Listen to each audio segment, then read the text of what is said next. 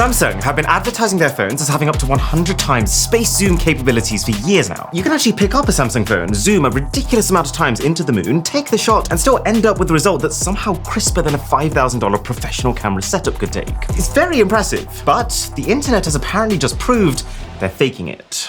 Let me explain. The recent havoc all started when a Reddit user called iBreakPhotos downloaded a high-res shot of the moon from the internet. He then downscaled that image to just 170 by 170 pixels, which is such a tiny resolution that basically all detail would have disappeared, and then applied a blur to it. What he's trying to do here is to manufacture something that contains little actual detail, but that the phone might still identify as a legitimate moonshot to see if it artificially adds in extra detail. So anyway, he then apparently turns off all the lights, uses his Samsung phone to take a photo of this blurry 170 by 170 moonshot, and he ends up with this. It's such an incredible difference that he comes to the conclusion Samsung is using its supposed AI scene optimizer mode to place craters in spots that, in his shot, were really just a blurry mess. That this phone is not just sharpening up the original image like Samsung suggests their AI does by taking multiple shots and blending their detail together, but instead recognizing that it's a moon and just swapping out his actual photo with a correct texture of what it should actually look like.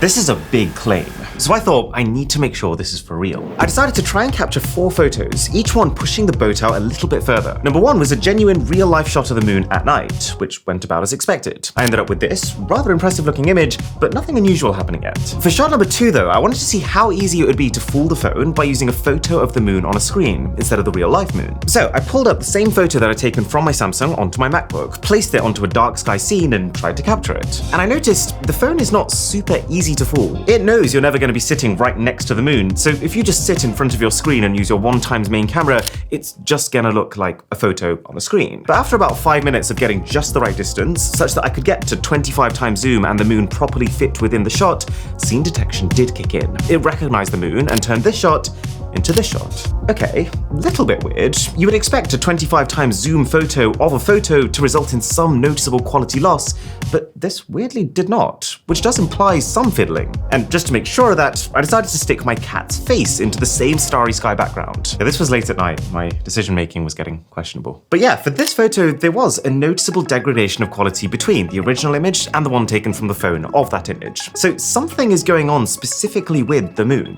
which is where photo 3 came in. This is where we went further, and we actually tried to see if we could recreate what the Redditor had initially found. I took my original photo, downscaled it from a 2000 by 2000 image into a 200 by 200 image to remove almost all detail, added a blur such that there was now no visible moon texture at all, and repeated the steps from the last photo.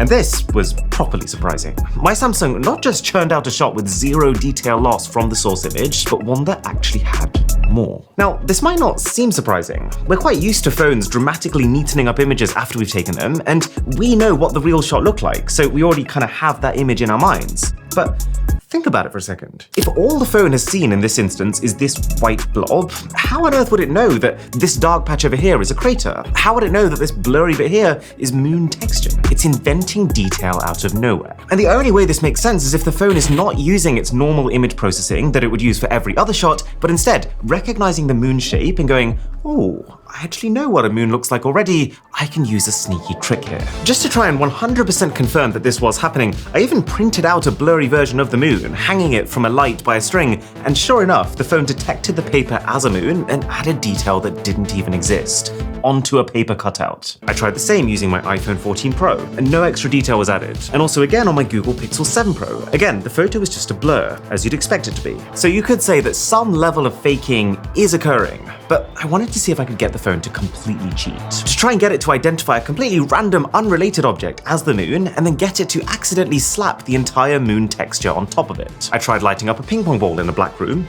didn't work. I tried suspending a brightly lit piece of blank paper. That didn't work either, but the phone did remove the wire it was hanging from, which was odd, almost like it was trying to turn it into a celestial object. But the point is, I couldn't completely fool it. Whatever Samsung is doing to the moon images, it's at least pretty good at differentiating photos of the actual moon and photos of brightly lit white objects. But then I had a really interesting idea. I realized how I could test for absolute certain if Samsung was just replacing your images of the moon or not. And a sub to the channel would be Monumental.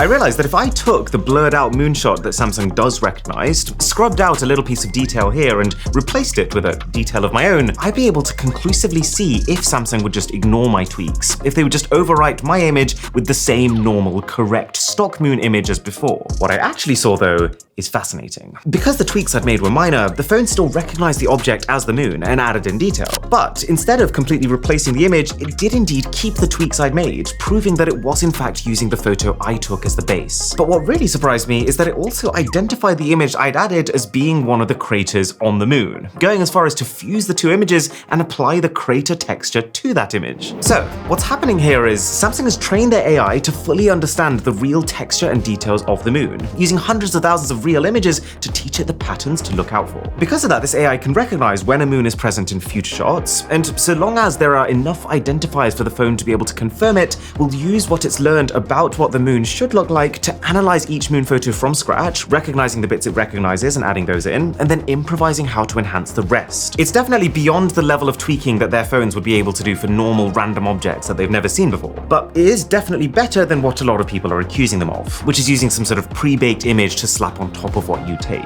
If an image like this existed, you would be able to find it within the camera app file, but no one can. So what exactly is the issue? Why are people so worked up about a moon photo? Well, there's two separate things that I've seen people concerned about here. One is, I guess, the moral question of if a company can do this, especially without being open about it, is it changing the sanctity of what it means for something to be a photo, as opposed to a generated image? We're in the age where AI can make anything you ask it to. So do you want your photos, your cherished memories, to just become one of those two? Or do you want them to stay real? But for this, I would say, while I like the idea of pure images, there is just so much useful stuff that smartphone cameras already do that just would not be possible if we said, no, software is not allowed to interfere. And the truth is, if that's the stance we took, then phone cameras will be stuck in the last decade in terms of quality. Like for a while now, if you've, for example, zoomed into a signpost that's sitting far away, your phone already does recognize that text is present and specifically uses what it knows about text to enhance the legibility. Is that a bad thing? Because the text has been enhanced and therefore isn't real? I'd personally rather have sharper text and the richer, more detailed photos in general than here's exactly the scene you shot, it looks bad, but hey, it's genuine. And I don't think I'm in the minority. The second concern people have with this situation is the more sinister accusation of it meaning that Samsung is deceiving their customers. And it's a valid point. The moon photos have been used as part of Samsung's marketing on multiple occasions, saying our phones have such good cameras that they can zoom in 100 times into an interplanetary object and still capture a crisp output. And because it's talked about in the marketing, that also trickles through to comparisons and organic content, where people are naturally going to test the phone side by side with other phones in these situations and come to the conclusion that Samsung's cameras have just destroyed everyone else. When actually, if you're using an AI that's specifically trained to make this one use case look incredible, but then if you try shooting literally anything else, it will just be normal, is that your cameras doing it? I would say no. At the point where you can turn a shot like this into a shot like this, it's got nothing to do with optics. This is a software trick. And really, you could just substitute in your potato laptop webcam, and so long as you can get a very blurry base image, you can still end up with a perfect moon at the end that would beat 90% of other phones on the market. Would I call this a great camera? Well, no, not really. The problem people have is not that Samsung is using AI for its mooning capabilities. Mooning capabilities? Cut that. Let's not get demonetized. It's that Samsung is using unique processing algorithms to make just the moon look better than photos in any other situation can, and then selling the feature to people as a camera feature, as opposed to the software feature that it actually is. And it's not even a particularly advanced software feature either. Remember, our view of the moon is locked from Earth, meaning that we basically just see one side of it at all times. So all the AI has had to learn is basically just a flat JPEG image. With all that said, does it actually matter? This whole debacle has actually become a huge conversation topic. I've not seen a tech news site not talking about this. And obviously anyone naturally inclined to not like Samsung is seeing this as decisive proof that they're a bunch of crooks.